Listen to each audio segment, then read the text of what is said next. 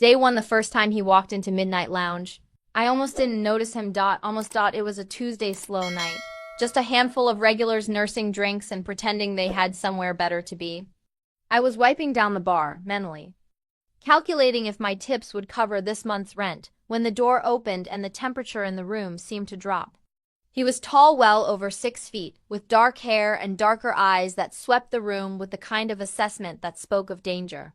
Everything about him screamed money and power, the perfectly tailored black suit, the expensive watch catching, the low lighting, the way he moved like he owned every space he entered.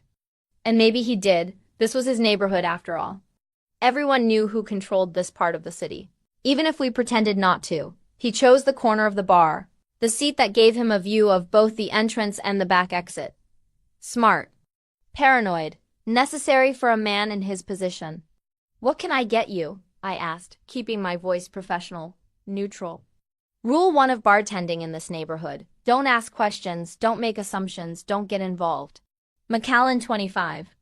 Neat. His voice was deep, accented Italian, I thought. He didn't look at me when he ordered, his eyes still scanning the room. I poured the expensive scotch, we kept it on hand for exactly this type of clientele, and set it in front of him. $45.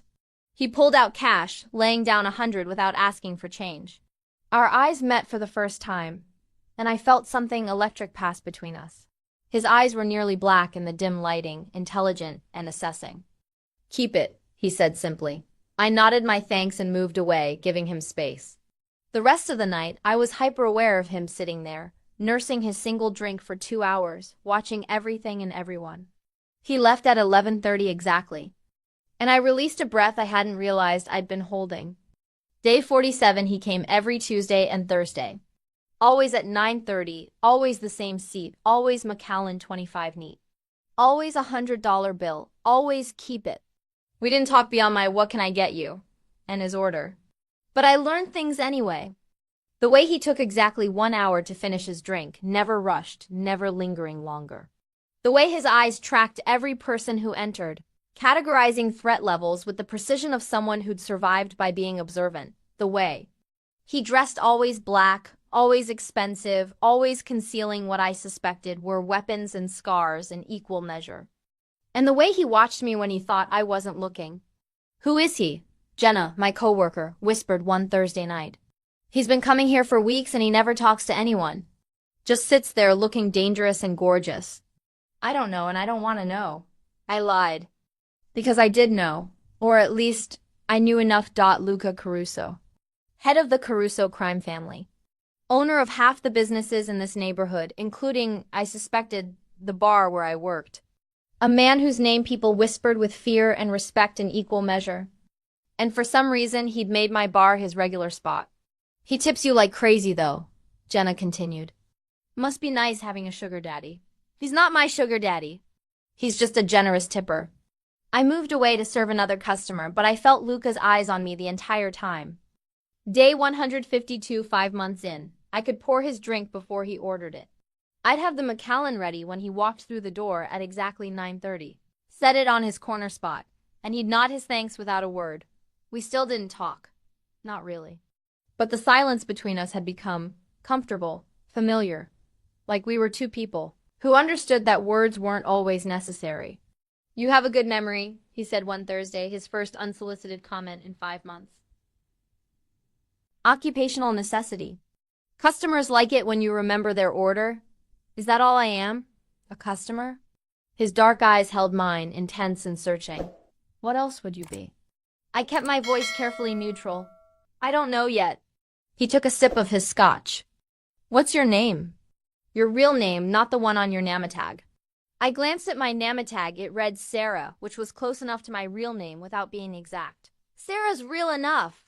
Liar! But he smiled slightly, the first real smile I'd seen from him. It transformed his face from dangerous to devastating. "But I can be patient." "I'm very good at being patient when I want something." "And what do you want?" "I'll let you know when I figure it out." He finished his drink, left his usual 100, and walked out at 11:30 exactly. I stood there holding the bill and trying to calm my racing heart. This was bad. Getting noticed by a man like Luca Caruso was dangerous. Getting noticed by him in a way that suggested interest was potentially fatal. I should quit. Find another bar, another neighborhood, another city. That's what I'd done before when things got complicated. But for some reason I couldn't bring myself to run. Not yet. Day 247, 8 months. That's how long he'd been coming to my bar, sitting in his corner, watching me work. 8 months of carefully maintained distance, of professional politeness, of pretending the tension between us wasn't building to something inevitable. "You're good at this," he observed one Tuesday, watching me mix a complex cocktail for another customer. "Not just making drinks, reading people, knowing what they need before they ask. It's my job." I slid the cocktail down the bar with practiced ease. "It's a talent." He swirled the scotch in his glass. "You could do better than this place. Better neighborhood, better clientele, better tips. I like this place." Mostly true. "It's comfortable, comfortable." He repeated the word like it was foreign. "That's what you want? Comfortable? That's what I need." I met his eyes. "Some of us don't get to want things, Mr. Caruso. We just survive." His expression shifted, something like recognition flickering across his features. "So you know who I am." "Everyone knows who you are. And yet you've never asked me for anything. Never tried to leverage our acquaintance. Never even acted nervous around me." He leaned forward slightly. "Why? Because I mind my own business. I pour drinks, I collect tips, I go home. Your business is yours, Mr. Caruso. I don't want any part of it." "Luca." His voice dropped lower. "If I'm going to keep coming here, keep sitting at your bar, you should at least use my first name." "I don't think that's appropriate." "Sarah." The way he said my fake name made it sound like a caress. "I've been coming here for 8 months. I've never missed a Tuesday or Thursday. I sit at your bar for exactly 1 hour, drink 1 scotch, and leave you a $100 tip. Don't. You think that's earned us at least first-name familiarity?" He had a point. "Fine, Luca it is. Better." He finished his drink. "Walk you to your car tonight." "I don't have a car." "Then walk you home." "I'm working until 2 a.m. I'll wait." Said like it was the most natural thing in the world. Like a crime boss waiting. 3 hours just to walk a bartender home was perfectly normal. "That's not necessary. It's after midnight in a dangerous neighborhood. It's very necessary." His tone left no room for argument. "I'll be here when you finish your shift." He moved to a booth, pulled out a phone, and proceeded to conduct what looked like business for the next 3 hours. And when my shift ended at 2, he was there, waiting by the door with the patience of a man who'd learned that the best things were worth waiting for. "This is really not," I started as we stepped out into the cool night air. "Necessary, I know." "You said that already." He fell into step beside me, his presence large and protective. "Which way?" I pointed, and we walked in silence for a few blocks. He kept himself between me and the street, his eyes constantly scanning our surroundings. Protecting me without being asked, without making it obvious. "You do this often?" I asked. "Walk random bartenders home?" "You're not random, and no, I don't." He glanced at me. "You're the first person in years who's treated me like a man instead of a title." "That's rare, valuable." "I'm just doing my job." "No, you're being human. There's a difference." We stopped at my building, a modest walk-up in a neighborhood that was trying hard to be respectable. "This is you?" "This is me." I pulled out my keys. "Thank you for the walk. You didn't have to." "I know." He didn't move away. "Sarah, or whatever your real name is, be careful. This neighborhood, it's not as safe as you think. And if you ever need anything, protection, money, a favor, you come to me. Understood?" "Why would you offer me that?" "Because I protect what's mine," he said it simply, like it was obvious. "And you've been mine since the first night I walked into that bar. You just don't know it yet." Before I could respond to that shocking declaration, he was gone, disappearing into the shadows like he'd never been there at all. I stood on my steps for a long time, trying to process what had just happened. Luca Caruso, dangerous crime boss, most feared man in the city, had just claimed me as his. Not aggressively, not threateningly. Just stated it as fact, like the sky being blue or water being wet. I should have been terrified. Should have packed my bags and run like I'd run before. Instead, I touched my lips and wondered what it would be like to be truly protected by someone who meant it. Day 275. Things changed after the night he walked me home. Not drastically. Luca still came every Tuesday and Thursday at 9:30 sharp, still ordered his Macallan 25 neat, still left a $100 bill.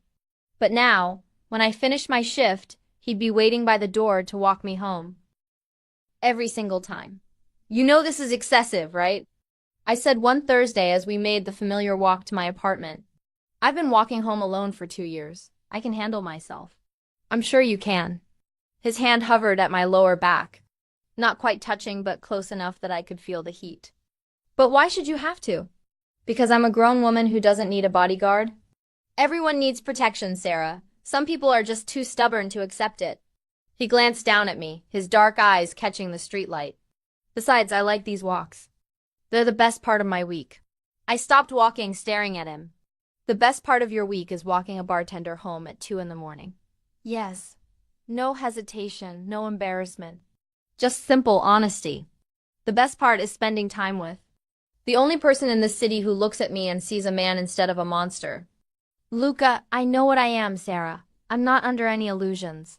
He started walking again and I hurried to keep up. I've killed people, hurt people, done things that would give you nightmares. But when you pour my drink and give me that little smile, you don't see any of that. You just see a customer who tips well. Is that what you want? To be seen as ordinary. I want to be seen as human. He stopped at my building, his usual dropping off point. Even monsters want that sometimes. I should have gone inside. Should have said goodnight and locked the door between us. Instead, I heard myself ask, "Do you want to come up? For coffee?" His eyes widened slightly, the first sign of genuine surprise I'd ever seen from him. Coffee. Yes, coffee. The drink. Hot, caffeinated, sometimes with sugar. I was babbling now, nervous. I make terrible coffee, but it's drinkable. Mostly, if you're interested. I'm very interested. His voice dropped lower, rougher. In the coffee, of course. Of course. I unlocked the door, hyper-aware of him following me up 3 flights of stairs to my modest apartment. It wasn't much a studio with a kitchen alcove, a bed tucked in the corner, a couch that had seen better days. But it was clean, and it was mine, and I'd worked hard to keep it. Nice place, Luca said, his eyes scanning the room with that same assessing gaze he used in the bar. Looking for exits, threats, vulnerabilities. Small but comfortable. That word again. I moved to the kitchen, grateful for something to do with my hands. Comfortable seems to be my theme. Nothing wrong with comfortable. He settled on the couch, looking far too large for the space. Though I'd argue you deserve better than this neighborhood, this apartment, this life, this all I've got. I measured out coffee grounds, my hands shaking slightly. Some of us don't get to choose luxury. Why not? When I didn't answer, he continued, "You're smart, talented, beautiful. You could work anywhere, do anything. So why here? Why this bar in this neighborhood? Why a fake name and an apartment that's barely big enough for one person?" I turned to face him. "How do you know it's a fake name?" "Because I had you investigated 3 months ago." He said it casually, like it was normal. Sarah Mitchell. Born in Ohio, moved here 2 years ago. No family, no friends, no history before that. It's a good identity, solid paperwork, believable backstory. But it's not real. My heart hammered against my ribs. "You investigated me?" "Of course I did. You're the only person in the city I've let get close in 3 years. I needed to know who you really were."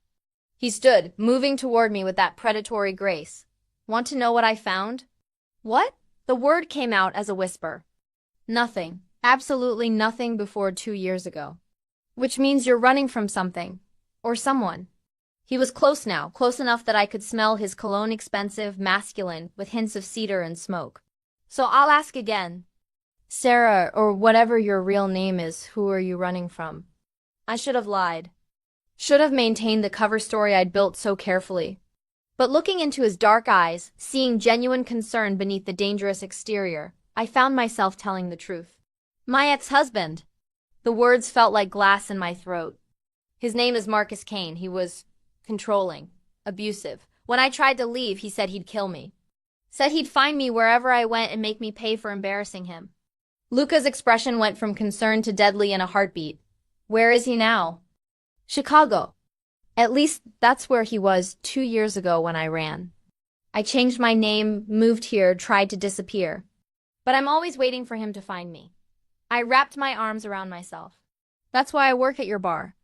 Cash tips, no paper trail, a neighborhood where people mind their own business. He won't find you. Luca's voice was ice and steel. I'll make sure of it. You can't promise that. I can, and I do. He closed the remaining distance between us, his hands finding my shoulders. You're under my protection now, Sarah. Mine. That means anyone who threatens you threatens me. And people who threaten me end up dead. I don't want you killing people for me. Too late! His thumb traced my cheekbone, gentle despite the violence in his words. I've been protecting you for months without you knowing. Do you think it's a coincidence that your building suddenly got better security? That the drug dealers who used to operate on your corner disappeared? That your landlord stopped trying to raise your rent? I stared at him, pieces clicking into place. That was you! All me. From the first night I walked you home, I've been making sure you're safe. Making sure this neighborhood is safe for you. His hand slid to cut my face. Because I meant what I said, Sarah. You're mine. Have been since. The first time you poured my drink and looked at me like I was human? That's crazy. You don't even know me. I know enough. I know you work double shifts to make rent. I know you give free drinks to the old man who comes in every Thursday because he's lonely. I know you walk home alone at 2 a.m. through dangerous streets without complaint because you're too proud to ask for help. I know you're brave and stubborn and too good for the life you're living. His forehead touched mine. And I know that I haven't been able to stop thinking about you for 10 months. That I go to sleep seeing your face and wake up planning excuses to spend more time at your bar. That I'm obsessed with you in a way that should probably concern both of us. Luca, I'm not asking you to love me. Not yet. But I am asking you to let me protect you. Let me move you somewhere safer. Somewhere that bastard ex-husband will never find you. Let me give you the life you deserve instead of the one you're settling for. I can't just accept that from you. I'd owe you. You owe me nothing. His voice was fierce. This isn't a transaction, Sarah. This is me claiming what's mine. And you're mine whether you've accepted it yet or not. The coffee machine beeped, breaking the intensity of the moment. I pulled away, needing space to think. This is moving too fast. You're talking about moving me, protecting me, claiming me. We've barely had a real conversation. We've had 10 months of conversations without words. I know you better than I've known anyone. He didn't follow me to the kitchen, giving me space. But you're right. This is fast. So here's what we'll do. You think about it. Think about letting me take care of you properly. And in the meantime, I'll keep coming to your bar, keep walking you home, keep making sure you're safe. No pressure, no expectations, just possibility. I poured 2 cups of coffee with shaking hands. And if I say no, if I decide I don't want your protection or your claiming, then I'll respect that. But his eyes said he already knew what my answer would be. Though I'll still make sure you're safe. Can't help that. It's not negotiable. Possessive much? Extremely. He accepted the coffee, taking a sip. You were right. This is terrible coffee. Despite everything, I laughed. I warned you. You did. He set down the cup. I should go. It's late and you need sleep. But Sarah? Thank you for trusting me with the truth about your ex. I promise you he'll never hurt you again. How can you promise that? Because as of tomorrow morning, I'll have people watching him. Making sure he stays in Chicago, far away from you. And if he does try to come here, if he does try to find you. His smile was cold and deadly. He'll disappear. Permanently. He moved to the door, then paused. One more thing. How long is your lease on this place? 2 months left. Why? Because in 2 months you're moving. Somewhere better, somewhere I can protect you properly. You can argue with me about it later, but it's happening. Consider this your advance notice. He opened the door. Good night, Sarah. I'll see you Tuesday. After he left, I sat on my terrible couch, drinking my terrible coffee, and tried to process what had just happened. Luca Caruso had just declared me his, had been protecting me for months, had threatened to kill my ex-husband if he came near me, had decided I was moving in 2 months whether I agreed or not. It should have terrified me. The possessiveness, the certainty, the casual violence. But instead, I felt safe. For the first time in 2 years, I felt like maybe I could stop running. Stop looking over my shoulder. Stop living in fear that Marcus would find me and make good on his threats, because I had something now that I hadn't had before. Protection. Real, dangerous, absolute protection from a man who meant every word he said. I touched my face where his hand had been, remembering the gentleness mixed with possession. Luca Caruso was dangerous, violent, and absolutely ruthless, but with me he'd been careful. Protective. Almost tender. Maybe monsters could be gentle. Maybe they just needed someone worth being gentle for. My phone buzzed. A text from an unknown number. Sleep well. You're safe. Lee saved the number and sent back. How did you get my number? His response was immediate. I have my ways. Also, new locks are being installed on your door tomorrow. Better ones. The current ones are a joke, possessive and controlling. Great combination, don't you have no idea. Good night, Sarah. I fell asleep smiling. And for the first time in 2 years, I didn't have nightmares about Marcus finding me. Day 289, true to his word. New locks appeared on my door the next morning. Professional grade, the kind that would take serious effort to break through. The locksmith, clearly one of Luca's men, refused payment and was gone before I could ask questions. That night at work, Luca arrived at exactly 9:30 with his usual Macallan already waiting.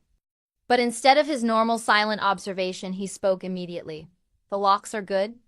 They're excessive. I wiped down the bar. My old ones worked fine. Your old ones could be picked by a motivated 12-year-old. He took a sip of his scotch. The new ones require actual skill. And tools. Better. You're very presumptuous, you know that? I'm very thorough. There's a difference. His eyes tracked a group of men who'd just entered, assessing, categorizing, dismissing them as threats. Also, I need to tell you something about your ex-husband. My hand stilled on the bar. What about him? He's been asking questions. Hired a private investigator last week to look for you. The investigator is no longer an issue. And Marcus has been strongly encouraged to stop looking. Strongly encouraged how? Do you really want to know? His voice was gentle, but his eyes were hard. I thought about it. Did I want to know if Luca had hurt people on my behalf? If he'd used violence and intimidation to keep Marcus away from me? No, I admitted. I don't want to know. I just want him to leave me alone. He will. I've made sure of it. Luca finished his drink, then added, also, I bought your building. I nearly dropped the glass I was holding. You what? Bought your building. Well, technically I bought the whole block. But your building was the priority. He said it like he was discussing the weather. Your landlord was planning to sell to developers who'd evict everyone and turn it into condos. Now I own it, and your rent is permanently fixed at what you're currently paying. Luca, you can't just buy my building. Already done. Closed yesterday. Your neighbors are also being protected from eviction and rent increases. Consider it community investment. He pulled out his wallet, but instead of the usual 100, he laid down $500 bills. Also, I'm taking next week off. Business trip to Italy. I'll have someone else walking you home. I don't need someone walking me home. Not negotiable. His eyes met mine, fierce and possessive. You're mine to protect, Sarah. When I can't do it personally, someone I trust will. Marco will be here Tuesday and Thursday at 2 a.m. He's good people, my second in command, completely trustworthy. This is ridiculous. I've been taking care of myself for years, and now you don't have to. He stood, moving around the bar to stand directly in front of me. Close enough that I had to tilt my head back to maintain eye contact. I know this is fast. I know I'm being possessive and controlling and probably scaring you. But Sarah, I meant every word I said. You're mine. And I protect what's mine with everything I have. I'm not an object to be owned. No, you're a woman who deserves to feel safe. Who deserves to sleep without nightmares. Who deserves someone willing to burn the world down to keep her protected. His hand came up to cut my face, thumb brushing my cheekbone. Let me be that for you, please. The please broke me.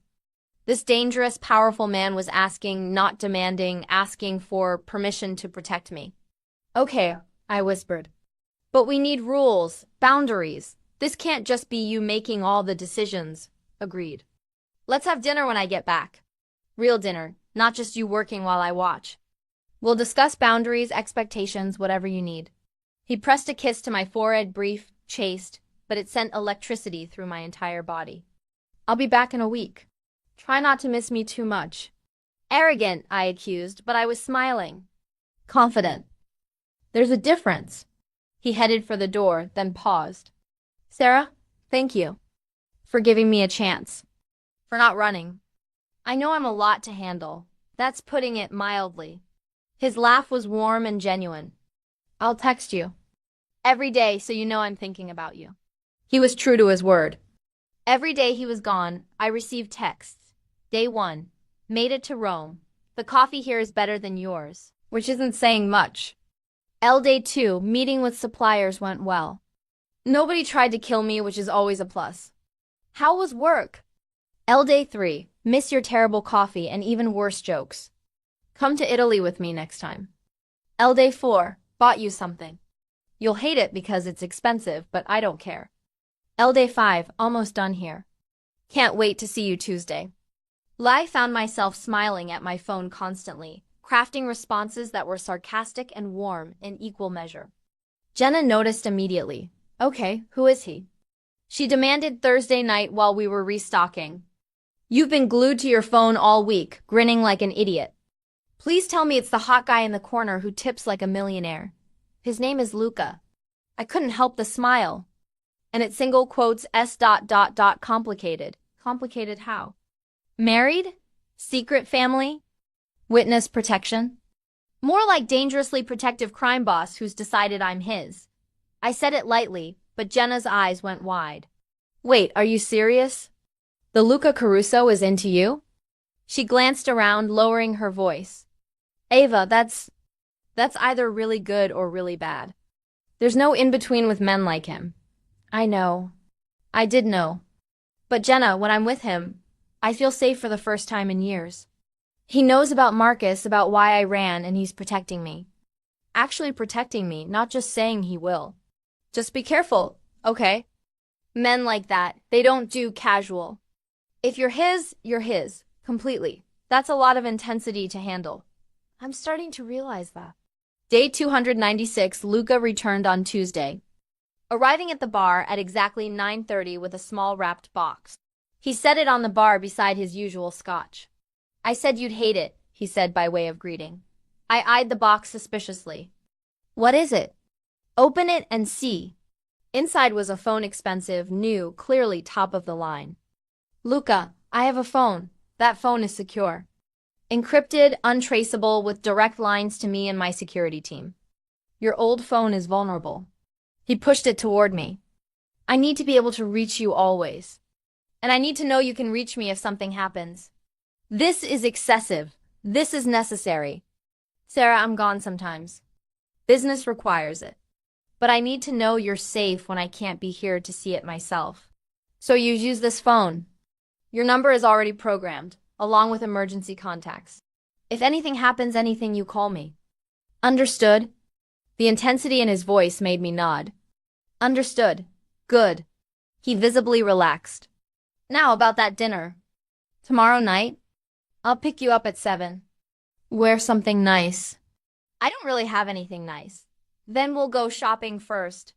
6 o'clock tomorrow. I'll pick you up. We'll find you something perfect for dinner. He held up a hand before I could protest. Not a gift. A loan. You can return it after if it makes you feel better. But I want to take you somewhere nice, and you should have something to wear that makes you feel beautiful. You're very pushy. I'm very determined. Different thing. His eyes softened. I missed you. A week felt like a month. You texted me every day. Not the same as seeing you. Hearing your voice. Watching you work. He finished his drink. One more thing before I walk you home. Your ex-husband? He's officially no longer a problem. My heart stopped. What does that mean? It means he signed paperwork agreeing to never contact you, never look for you, never even think about you. He violated a restraining order I had filed on your behalf, and he's now under federal investigation for fraud. He'll be too busy fighting those charges to bother you ever again. You had him investigated? I had him destroyed. No apology in his voice. He hurt you. Threatened you. Made you run and hide and live in fear. That's unacceptable. So I made sure he'd never have the power to hurt anyone again. I should have been horrified. Should have questioned the morality of using that kind of power against someone. But all I felt was relief. Thank you. You don't thank me for protecting you. That's not how this works. He stood, offering his hand. Ready to go home? The walk to my apartment was quiet but comfortable. When we arrived, Luca didn't immediately leave like usual. Instead, he turned to face me on the steps. Sarah, I need to tell you something. About me, about my life, about what being with me means. Okay. I'm not a good man. I've killed people not in self-defense, not accidentally, but deliberately. I run an organization that deals in things that aren't always legal. I have enemies who would hurt anyone I care about to get to me. Being with me, accepting my protection, it puts a target on your back that wasn't there before. I know what you are, Luca. Do you? His hand cupped my face. Because once we cross this line, once we make this official, there's no going back. You become mine completely. Protected, cared for, given everything you need. But also claimed, possessed. Kept. I'm not good at sharing, Sarah. I'm not good at casual. If you're mine forever. That's a lot of pressure for a first date we haven't even had yet. I know. Which is why I'm giving you one more chance to run. After tomorrow, after dinner, I'm not letting you go. So if you have doubts, if you think this is too much, tell me now. I'll back off, leave you alone, let you live your comfortable little life without me in it. I looked at him, really looked at him. Saw past the dangerous crime boss to the man beneath. Someone who'd spent 10 months coming to my bar just to be near me. Who'd protected me without being asked. Who'd destroyed my ex-husband's life to keep me safe. Who was offering me forever without knowing if I'd accept. I'm not running, I said firmly. Not from you. Not anymore. His smile was brilliant and relieved. Thank God, because I've been crazy trying to be patient. Trying to give you space and time to decide. I'm not a patient man, Sarah. Not when it comes to things I want. And I want you more than I've wanted anything in my entire life. That's very intense for someone you've barely had a real conversation with. I've had 10 months of conversations with you. Just not with words. He pressed a kiss to my forehead. Get some sleep. Tomorrow we go shopping, then dinner, then I'd tell you everything about my life. And then... He paused, his voice dropping lower. Then we decide what comes next. I think I already know what comes next. Do you? His eyes darkened with heat and promise. You said it yourself. I'm yours. Have been since the first night you walked into my bar. I just took a while to catch up. His kiss was claiming and gentle in equal measure. His lips moved against mine with the confidence of a man who knew exactly what he wanted and was finally allowed to take it. When we broke apart, we were both breathing hard. Tomorrow, he said firmly, stepping back before things could escalate. Tomorrow I'll do this properly.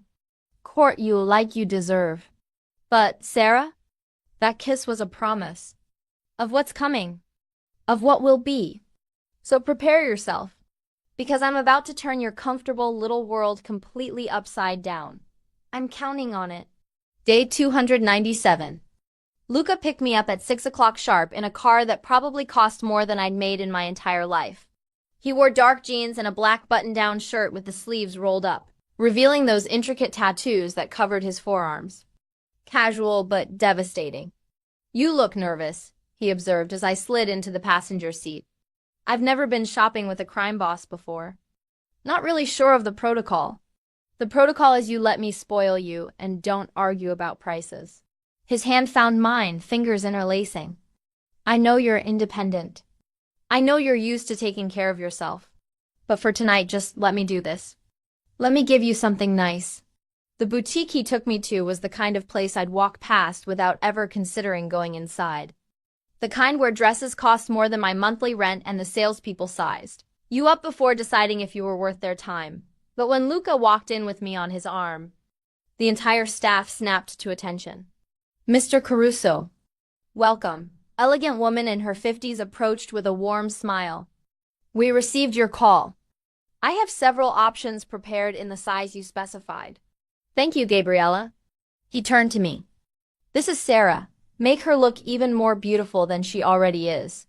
I was whisked away into a dressing room with more square footage than my apartment, surrounded by dresses in jewel tones and classic blacks, all clearly expensive and tailored to perfection. Just try them on, Gabriella encouraged. Don't look at the prices. Mr. Caruso has very specific taste and unlimited budget when it comes to the women in his life. We're not. I didn't know how to finish that sentence. You're here, aren't you? She smiled knowingly. That's all that matters. Now try on the emerald one first. It will look stunning with your coloring. She was right. The emerald dress fit like it had been made for me, sophisticated but not stuffy, elegant but not overdone. When I emerged from the dressing room, Luca's eyes went dark with appreciation. That's the one, he said immediately. We'll take it. Don't you want to see the other options? Gabriella asked. No, that's perfect. His gaze never left me. Sarah, go change. We need to get to dinner. In the car afterward, with the dress carefully packaged in the back seat, I finally asked, how much was it? Doesn't matter. Luca, it doesn't matter, he repeated, his voice firm but gentle. Money is a tool, Sarah. I have more than I could spend in 10 lifetimes.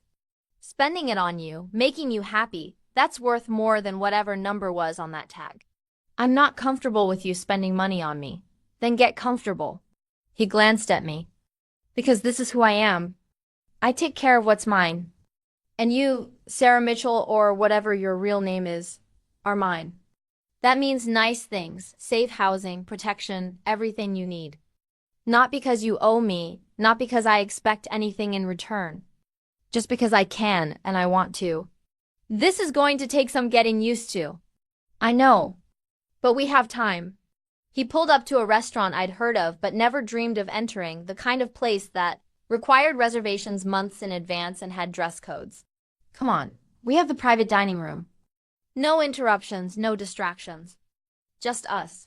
The private room was intimate, a single table set for two, soft lighting, a view of the city that took my breath away. As we settled into our seats, wine already poured by an attentive waiter who then disappeared, Luca leaned back and studied me. Ask me anything, he said. About my life, my business, my past. You deserve to know what you're getting into. How did you become this? I gestured vaguely. A crime boss? I inherited it. My father ran the organization before me. When he died 5 years ago, I took over. I was 28, angry and determined to prove I was more than just Antonio Caruso's son. He swirled his wine.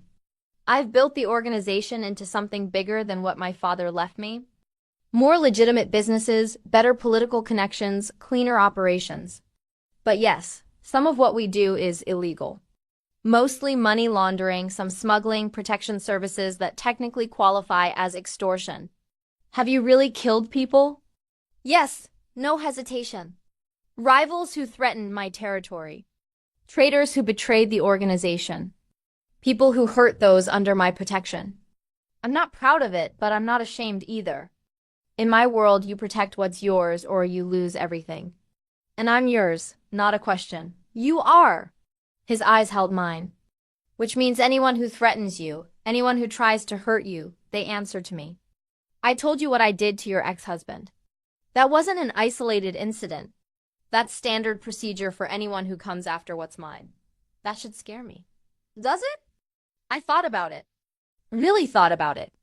No, it should, but it doesn't. Maybe that makes me as twisted as you. Or maybe it makes you someone who understands that the world isn't black and white. That sometimes you need a monster to fight monsters. He reached across the table, his hand covering mine. Tell me about your real life. Before you became Sarah Mitchell, who were you? Someone naive. I took a sip of wine for courage. My name is actually Sophie. Sophie Anderson. I grew up in a small town, went to college. Got married at 23 because I thought that's what you did. Marcus seemed perfect at first, successful lawyer, charming, attentive. By the time I realized he was controlling and abusive, I was isolated from everyone I knew. How long were you married? 3 years. The first year was okay, subtle manipulation I didn't recognize. The second year got worse, controlling what I wore, who I talked to, where I went. The third year, he hit me for the first time. I stared at my wine glass. I stayed for 6 more months, too scared to leave. Finally got the courage to file for divorce. That's when he told me he'd kill me if I left. Said he'd find me wherever I went and make me regret embarrassing him. But you left anyway. Respect colored his voice. I emptied our joint account, bought a fake ID from someone I met at a women's shelter, and drove for 2 days straight. Ended up here, created Sarah Mitchell, and tried to disappear. I looked up at him. That was 2 years ago. I've been waiting for him to find me ever since. He won't. I promise you that. Luca's grip on my hand tightened. Sophie, that's your real name. It is. But I've been Sarah for so long, it feels real now. Then I'll call you Sarah, or Sophie, or anything else you want. His thumb traced circles on my palm. What matters is you're safe now. Under my protection. And I'm very good at keeping my people safe. Dinner arrived, course after perfect course of Italian cuisine that made me understand why this restaurant was legendary.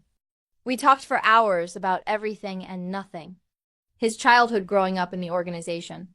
My small-town upbringing. His failed engagement 3 years ago to a woman who couldn't handle his life. My dreams of going to culinary school before Marcus crushed that ambition.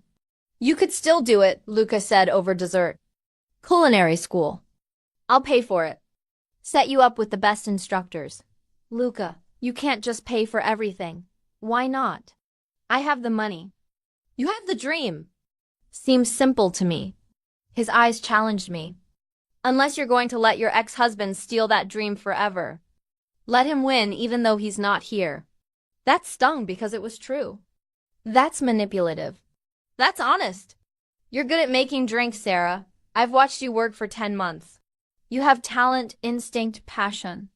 Why waste that serving drunks in a dive bar when you could be doing something you actually love?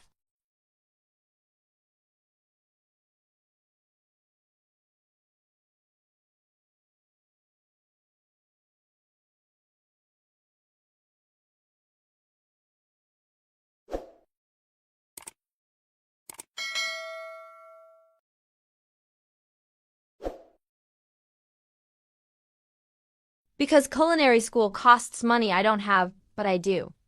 And I want to give it to you. He leaned forward. This is who I am. I take care of what's mine. That means safety. Yes.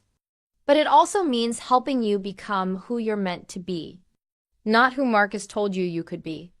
Not who you had to become to survive. But who you actually are underneath all that fear and caution. You barely know who I am. I know enough. I know you're brilliant and brave and so damn stubborn you spent 2 years hiding instead of asking for help. I know you deserve better than pouring drinks until 2 a.m. in a neighborhood where you're not safe. I know you deserve someone who sees your potential and wants to help you reach it. His voice softened. Let me be that someone, Sarah, please. The please broke me again. Okay, but as a loan. I'll pay you back. Absolutely not. As a loan, I insisted. Or I don't accept. Those are my terms. You drive a hard bargain. But he was smiling. Fine. Interest-free loan. Repayment schedule to be determined after you graduate. Deal? Deal. I felt tears threatening. Why are you doing this? Being so generous with someone you barely know? Because I've been watching you for 10 months. Waiting for you to see what I saw from day one, that you're extraordinary. That you deserve everything I can give you and more. And because, he paused, seeming to struggle with the words. Because I'm falling in love with you. Sarah, have been since the first night you poured my drink and gave me that little smile that said you saw a man, not a monster. My breath caught. That's fast. That's honest. I don't do things halfway, Sarah. When I want something, I commit completely. And I want you. Not just for a night or a week or until the novelty wears off. I want forever. Want you in my home, in my life, in my bed. Want to wake up next to you and know that someone understands the darkness I carry. Want to give you everything you've been denied and watch you bloom into who you're meant to be. That's a lot of pressure. That's a lot of honesty. He stood, moving around the table to kneel beside my chair. I'm not asking you to love me back right now. I'm just asking you to give this a chance. Give us a chance. Move in with me, let me protect you properly. Let me help you build the life you deserve. And maybe eventually you'll feel what I feel. But even if you don't, even if you never love me the way I love you, I'll still protect you. Still care for you. Still give you everything I can. Because that's what you do when someone becomes yours. I looked down at him, this dangerous, powerful man kneeling at my feet and offering me the world, and felt something shift inside me. Fear giving way to possibility. Caution giving way to hope. Okay, I whispered. I'll move in. I'll give us a chance. But Luca, I need you to understand, I'm broken. Marcus broke something in me. I don't know if I can love someone properly anymore. Don't know if I can trust that completely. Then I'll wait until you can. He pressed a kiss to my hand. However long it takes, Sarah, I'm a patient man when it matters. And you matter more than anything. You said you weren't patient. I lied. For you, I'll be as patient as necessary. He stood, pulling me to my feet. Come home with me tonight. See the space, see if you can imagine yourself there. No pressure, no expectations, just ... possibility. I should have said no. Should have taken things slower, maintained boundaries, protected myself from getting hurt again. But looking at Luca, seeing genuine love and devotion in his dark eyes, I found I didn't want to protect myself anymore. I wanted to live. Really live. For the first time in years. Okay, take me home. His smile was brilliant. Your wish is my command. Day 297. Continued. Luca's penthouse was everything I expected, and nothing I was prepared for.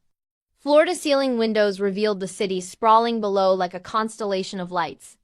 The space was masculine, but elegant dark leather furniture, rich wood accents, artwork that looked expensive and original. But it was the details that caught my attention. Books stacked on side tables, a well-worn guitar in the corner, photographs in simple frames showing people who clearly mattered to him. This is beautiful, I said, moving toward the windows. And terrifying. How high up are we? 42nd floor. He came to stand beside me, his hand finding the small of my back.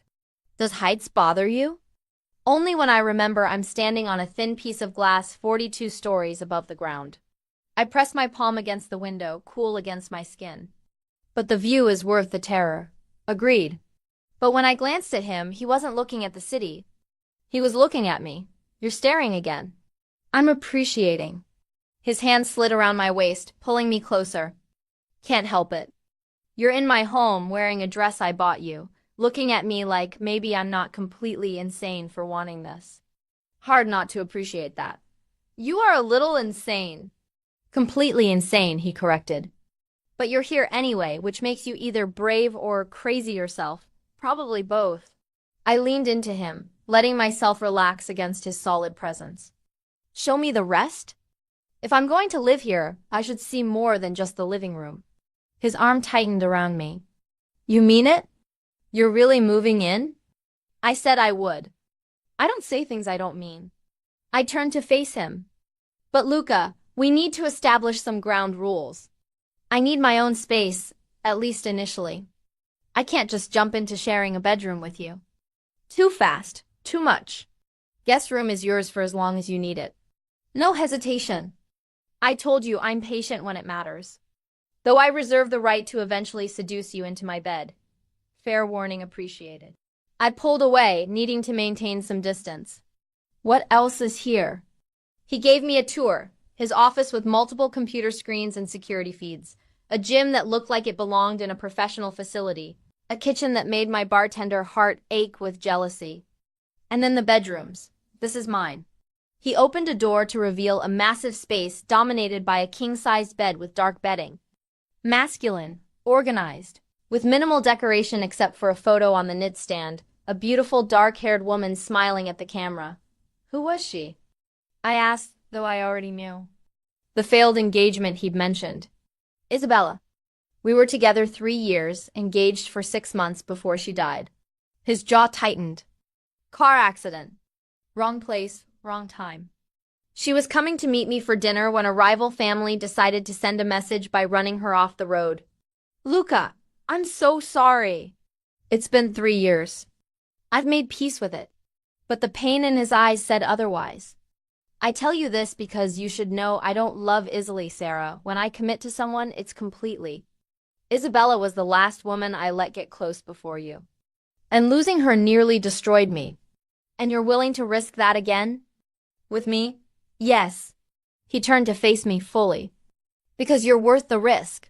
Worth potentially being destroyed again if it means having you in my life. The weight of that declaration settled over me. No pressure, right? All the pressure. But he smiled. Come on. Let me show you your room. The guest room was as large as his, with its own ensuite bathroom and a closet that opened to reveal clothes already hanging my size. My style clearly prepared in advance. When did you have time to do this? I asked, touching a soft sweater. I've been planning this for weeks. Hoping you'd say yes, preparing for the possibility. He leaned against the doorframe. The bathroom has everything you need, toiletries, towels, whatever. Make yourself comfortable. This is your space, Sarah. Your sanctuary. I won't enter without permission. Thank you. I meant it. For respecting my boundaries. For not pushing. I told you I'm patient. He checked his watch. It's late. You should get some rest. I have an early meeting tomorrow, but I'll be back by noon. We can move your things from your apartment then if you're ready. That fast? Your lease is up in 2 months anyway. Why wait? His logic was sound. Besides, the sooner you're here, the sooner I can stop worrying about you in that neighborhood. I've been fine there for 2 years, and you'll be better here. End of discussion. He moved to leave, then paused. Sarah, thank you. For giving me a chance. For trusting me enough to come here.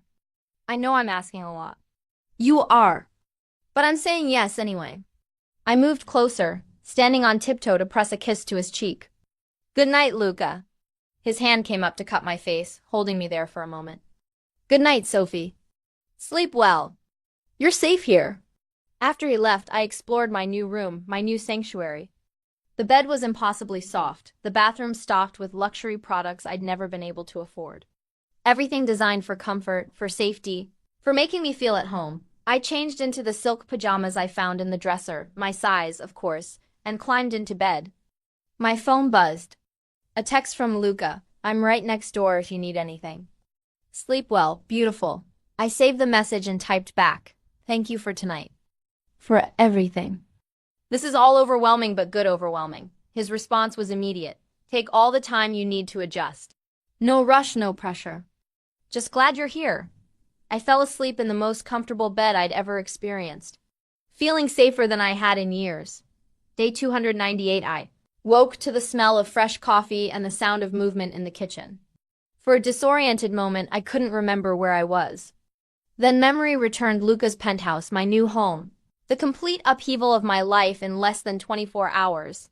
I found Luca in the kitchen, dressed for business in a dark suit, making breakfast. He looked up when I entered, and his smile was warm and genuine. Good morning. Sleep well? Better than I have in years. I accepted the coffee he poured for me, perfectly prepared with cream, just how I liked it. You didn't have to make breakfast. I wanted to. Besides, I like cooking. Don't get to do it often. He plated eggs and toast with practiced ease. Eat, I have to leave soon, but I wanted to see you before I go. We ate in comfortable silence for a few minutes before he spoke again. I've been thinking about your work situation. The bar. What about it? You should quit, today. At my shocked expression, he continued, not because I'm controlling or don't want you working, but because that neighborhood isn't safe, the hours are terrible, and you deserve better. I'll cover your expenses while you start culinary school. You can focus on studying instead of working double shifts. Luca, I can't just quit. Why not? You don't need the money anymore. And before you argue about independence or pride, think about it logically. You're starting a new chapter. New home, new goals, new life. Why carry the old one with you? He had a point, but it felt wrong to just quit. What about Jenna? She depends on me for shifts. I'll hire 2 people to replace you and give her a raise. She'd be fine. He checked his watch. I have to go. Think about it today. We can discuss it more tonight. He pressed a kiss to my forehead. Make yourself at home. The kitchen is yours to experiment in. There's a gym if you want to work out, and my office is available if you need a computer. I'll text you when I'm on my way back. After he left, I explored the penthouse more thoroughly. The kitchen was a chef's dream, professional-grade appliances. Every tool imaginable, a pantry stocked with ingredients I'd only dreamed of using. I found myself pulling out flour, eggs, butter. Decided to make something as a thank you for Luca's hospitality. I was elbow-deep in dough when my phone rang. Unknown number? Hello? Is this Sarah Mitchell? A man's voice, cold and professional. Who's asking? My name is Detective James Morrison, Chicago PD. I'm calling regarding Marcus Kane. He listed you as his emergency contact. My heart stopped. Why are you calling me? We're not together anymore. I'm aware. But Mr. Kane was found dead in his apartment this morning. Apparent suicide. We're calling all listed contacts to notify them. Dead. Marcus was dead. How, when? I couldn't form coherent questions. Gunshot wound to the head. Based on the scene, we're estimating sometime last night. I'm sorry for your loss. Ms. Mitchell, if you have any information that might be relevant to our investigation. No, nothing. We haven't spoken in 2 years. I hung up. My hands shaking. Marcus was dead. The man who'd terrorized me, who'd made me run and hide and live in fear, dead. Suicide, the detective said. But I knew better. I called Luca immediately. He answered on the first ring. Sarah? What's wrong? Marcus is dead. The police called. They said suicide, but I know it was you. Not on the phone. His voice was sharp. I'm coming home. Don't talk to anyone until I get there. Understood? He arrived within 20 minutes, still in his suit, but with urgency in his movements. He found me in the kitchen, the abandoned dough a testament to my interrupted baking. Tell me exactly what they said. He was all business now, no warmth or gentleness. I recounted the call word for word. When I finished, Luca pulled out his phone, made a quick call in Italian, then turned back to me. I didn't kill him. Luca, I'm serious. I was going to, eventually. Had it planned out for next month, make it look like an accident. But someone beat me to it. His expression was dark. Someone else wanted Marcus Kane dead. Who? That's what I need to find out. He moved to his office, gesturing for me to follow. This is either a coincidence, which I don't believe in, or someone is sending me a message. Someone knows you're with me and decided to eliminate a potential problem. A problem? Your ex-husband was a loose end. Someone who could be used against you, against me. By killing him, someone either did me a favor or sent a warning. He pulled up security footage on his computer.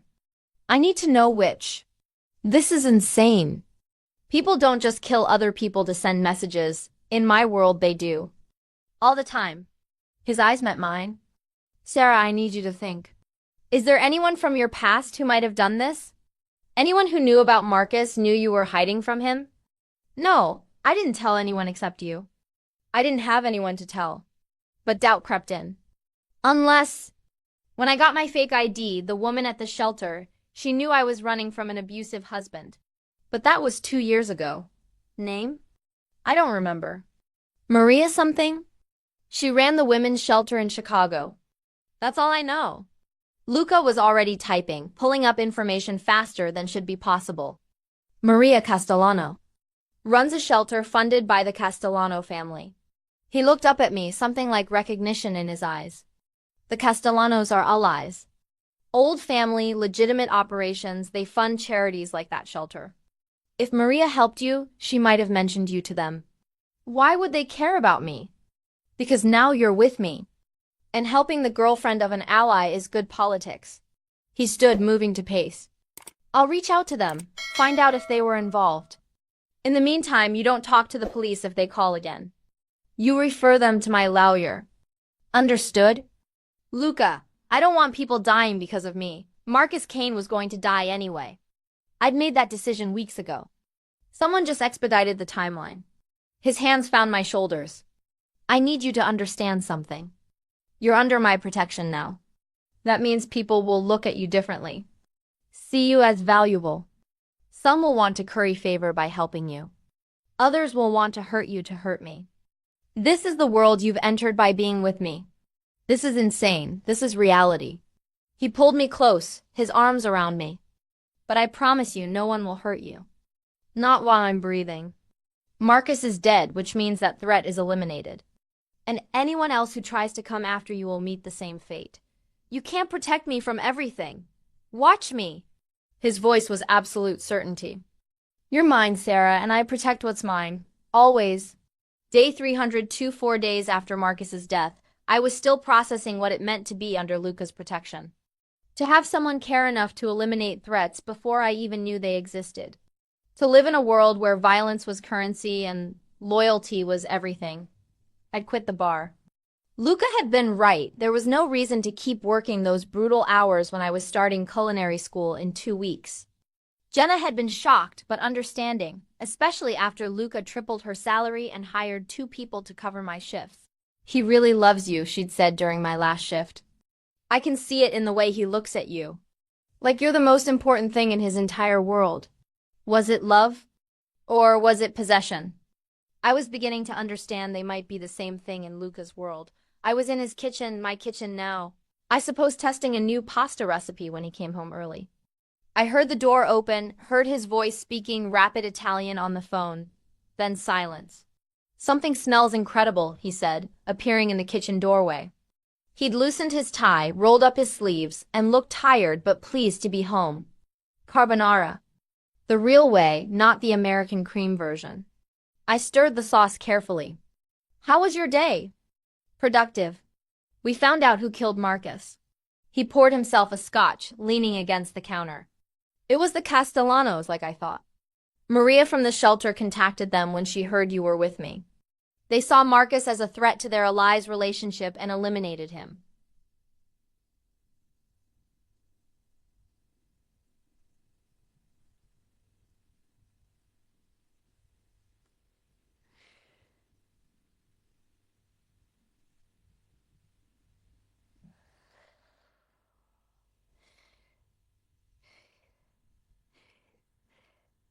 My stomach churned.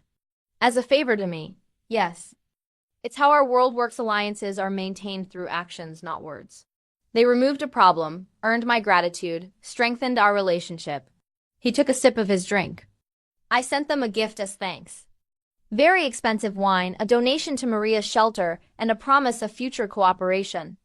You're not bothered that they killed someone? I'm bothered they did it without asking me first. But no, I'm not upset Marcus is dead. He hurt you. He deserved what he got. His eyes held mine. Does that make you think less of me? That I'm grateful someone eliminated your abusive ex-husband? I turned off the stove, the pasta ready but suddenly unappetizing. I don't know what to think. Part of me is relieved he's gone. Part of me is horrified people can just be killed like that, like it's nothing. It's not nothing. But it's necessary. He set down his glass, moving closer. In my world, Sarah, you protect what's yours with absolute certainty. Half measures get people killed. Mercy gets people killed. So when someone threatens what's mine, I eliminate that threat completely, permanently. And I'm yours. You are. No hesitation. Which means anyone who threatens you, hurts you, even thinks about hurting you, they answer to me. The Castellanos understood that. Acted on it.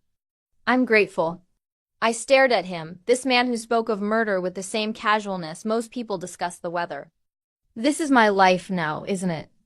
Violence and protection and debts owed in blood. This is your life if you stay with me. He cupped my face. I won't lie and say it gets easier. It doesn't.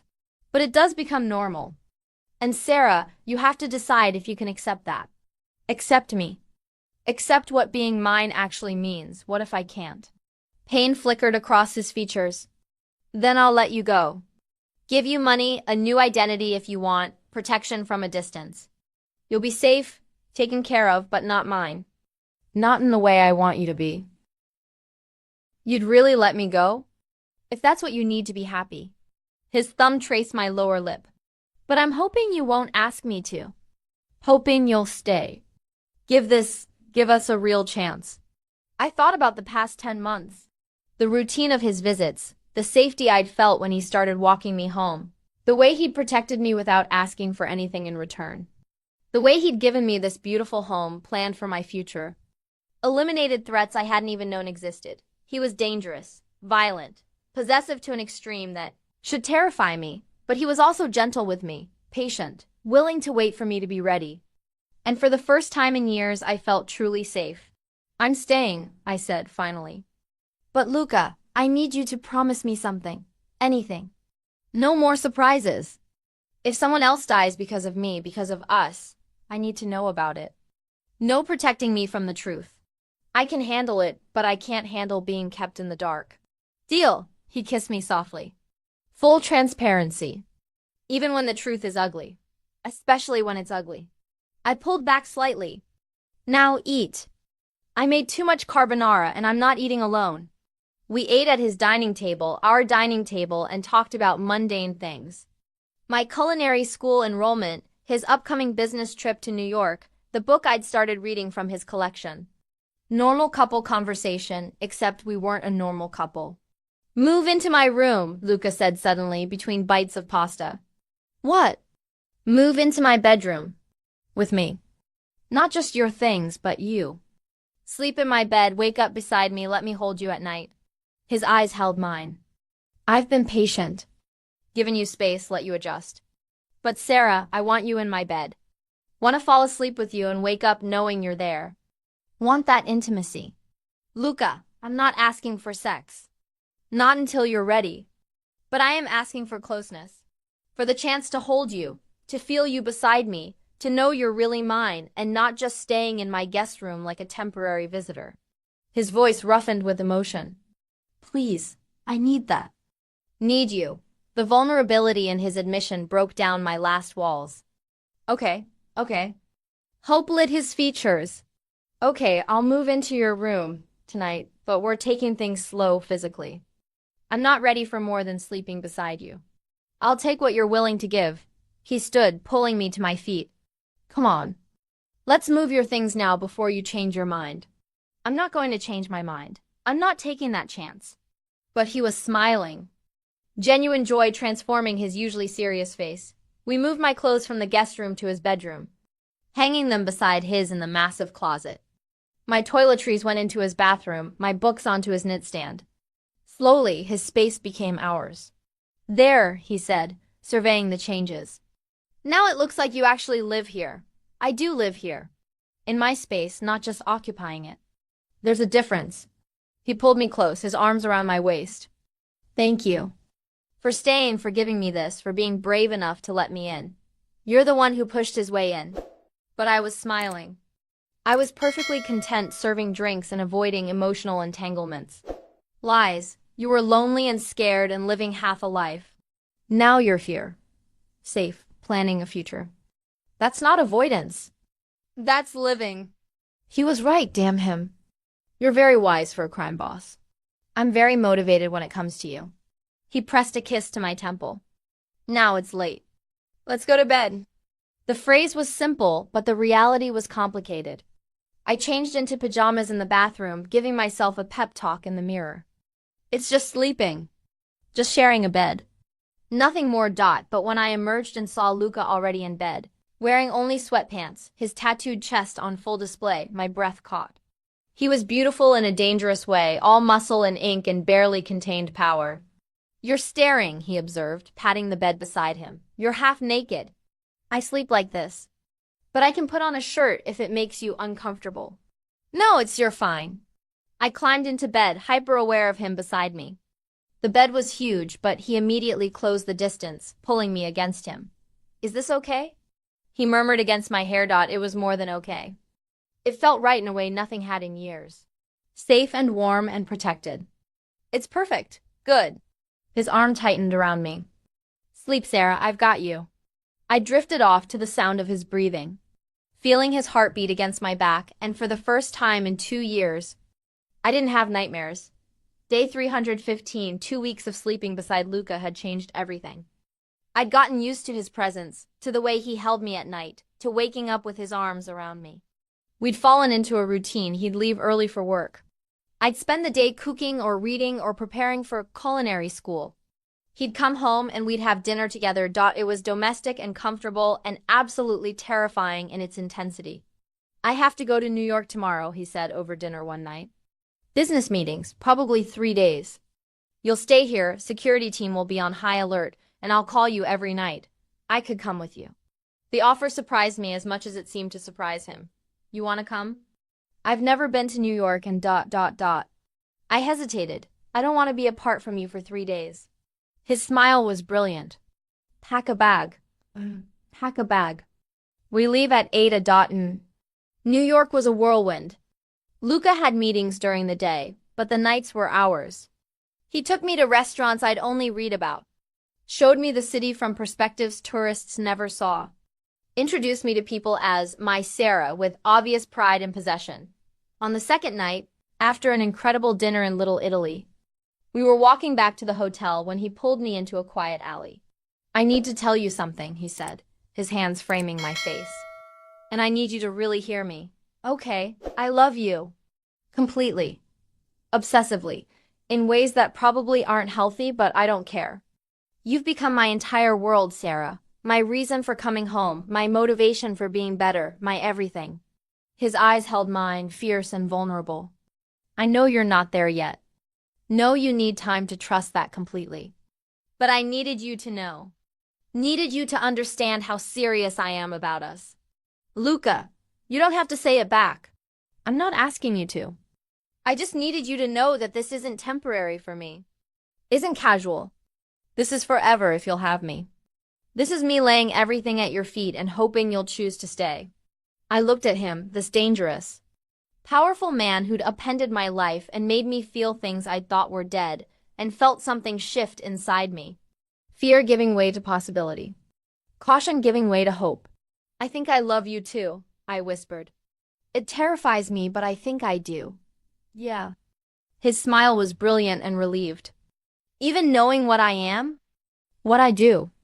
Maybe because of what you are. Because you're dangerous enough to protect me, ruthless enough to eliminate threats, but gentle enough to wait for me to be ready. I touched his face. You're complicated, Luca Caruso. But you're mine. I am. Completely and irrevocably yours. He kissed me then, deep and claiming, and I let myself sink into it.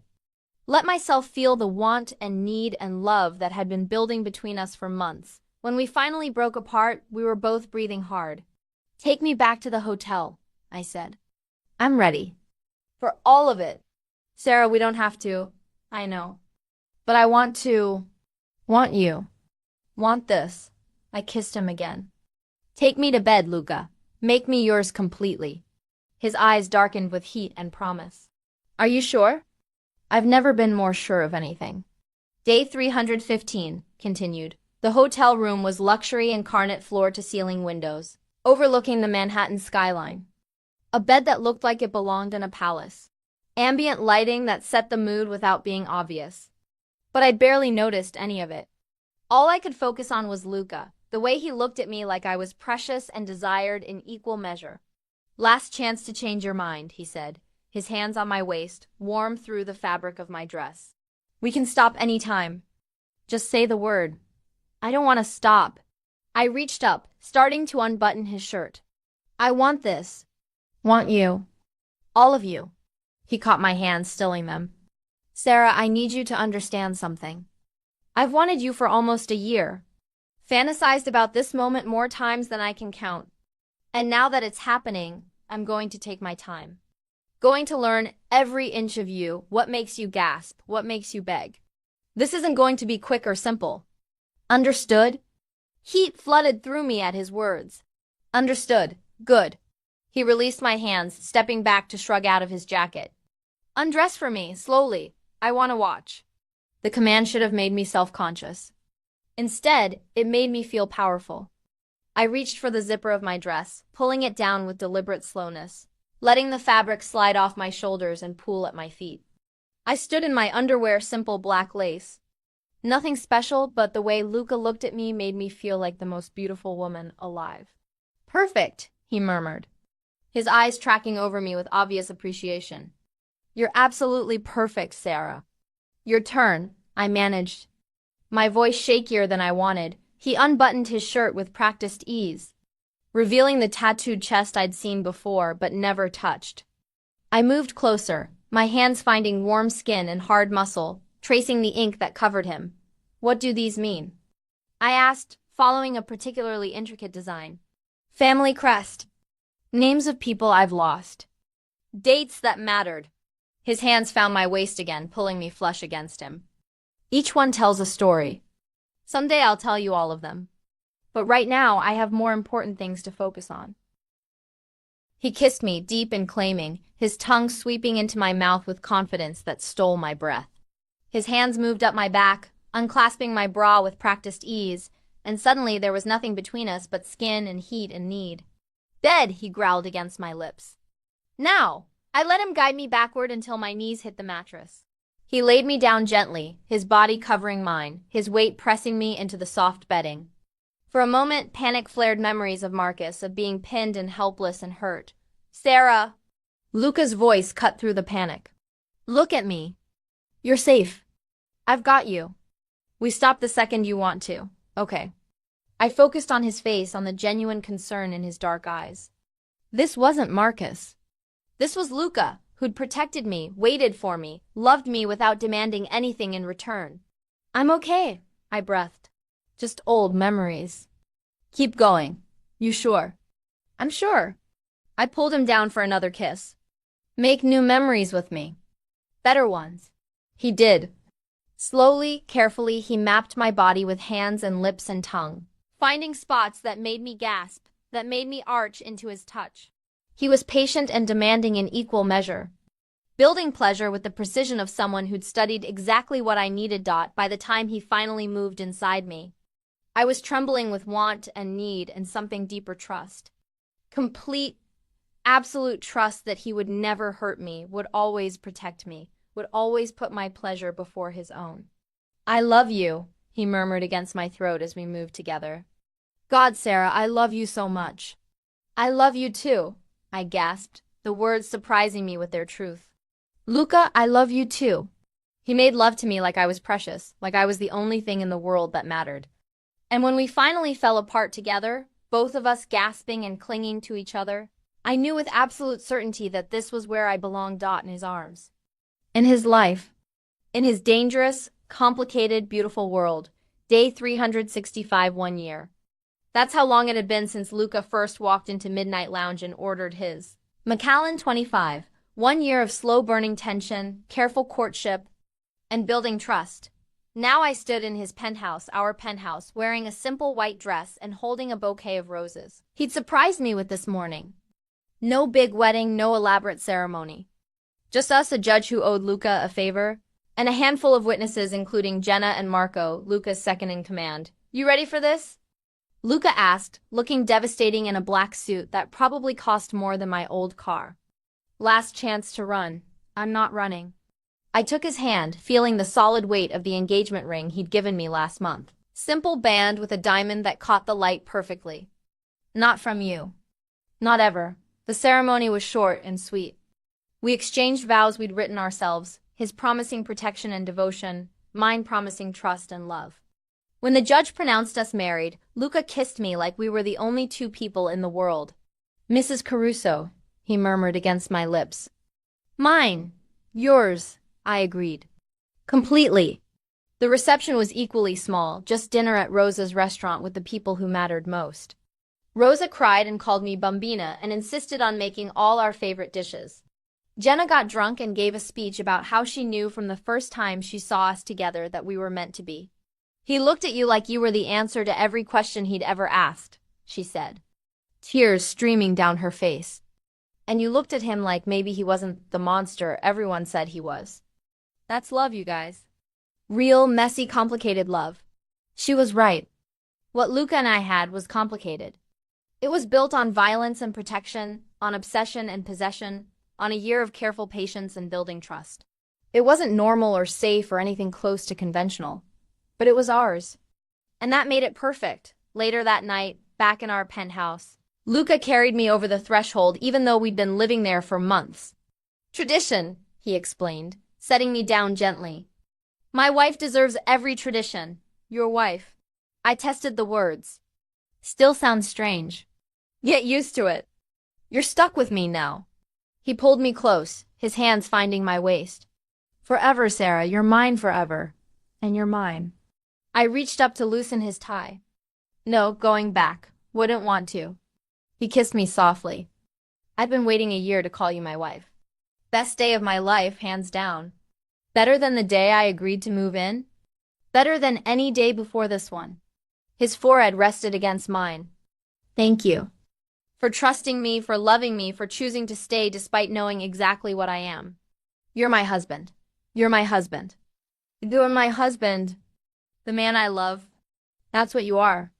I kissed him deeply. Everything else is just details. We made love that night as husband and wife, and it felt different somehow. More binding, more permanent, more real. Afterward, lying in his arms with the city lights twinkling outside our windows, I reflected on the past year. I'd come to that bar running from my past, hiding from a man who'd hurt me, living half a life out of fear. Now I was married to a crime boss, living in a penthouse, about to graduate from culinary school with honors. I had protection, purpose, and most importantly, love. What are you thinking? Luca murmured, his fingers tracing lazy patterns on my bare shoulder. About how much has changed in a year. How different my life is now. Better or worse? Better, infinitely better. I turned to face him. I was so scared when you first started paying attention to me. Scared of you, of what you represented, of getting hurt again. And now?